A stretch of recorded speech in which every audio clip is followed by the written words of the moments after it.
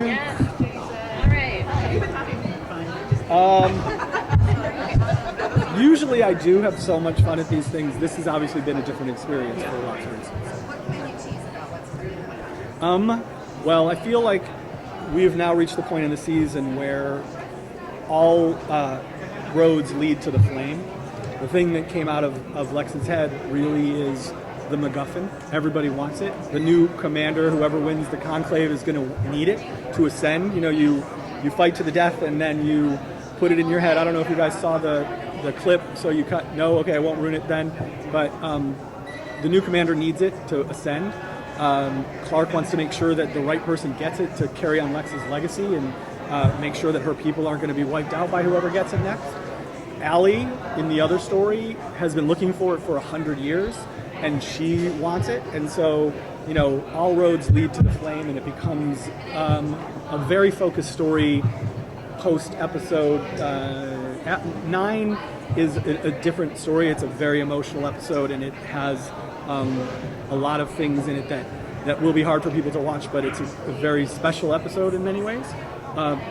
But the story of the flame from the Arcadia side of it, from Allie's side of it, is taking a week off.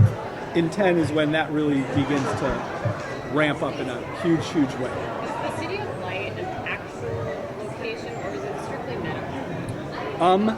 It is an actual location. The question is, you know, the question is what's real and what's not.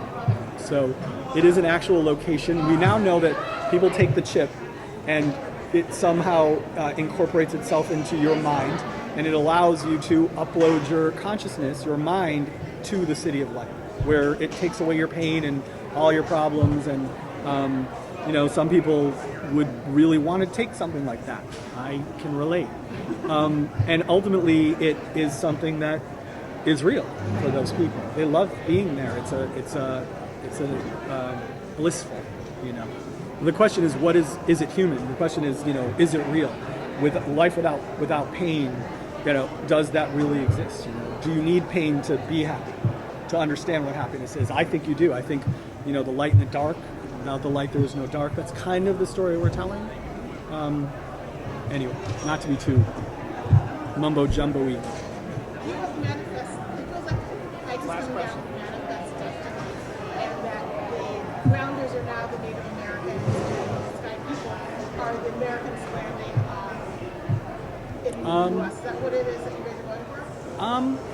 I mean, there's a certain aspect of it for sure. I mean, they didn't ask for permission to land here. They sort of crashed into this world, and there's not a lot of options. And so, but to fight for your people, Pike believes that, you know, his experience was very different than Kane's experience vis-a-vis the Grounders. You know, obviously he landed in the Ice Nation and lost everybody. You know, I don't remember the number, but a ton of people, way more than Arcadia did, and it informed his worldview, and I think in dark ways that I think people don't necessarily like him very much, and I don't blame them.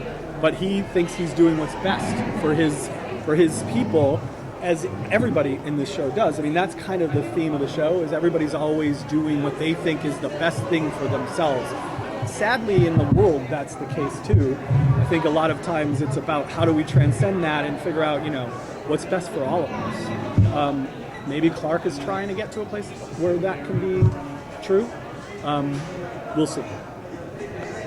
Thank you. I do too. Thank you guys. Thank you very much.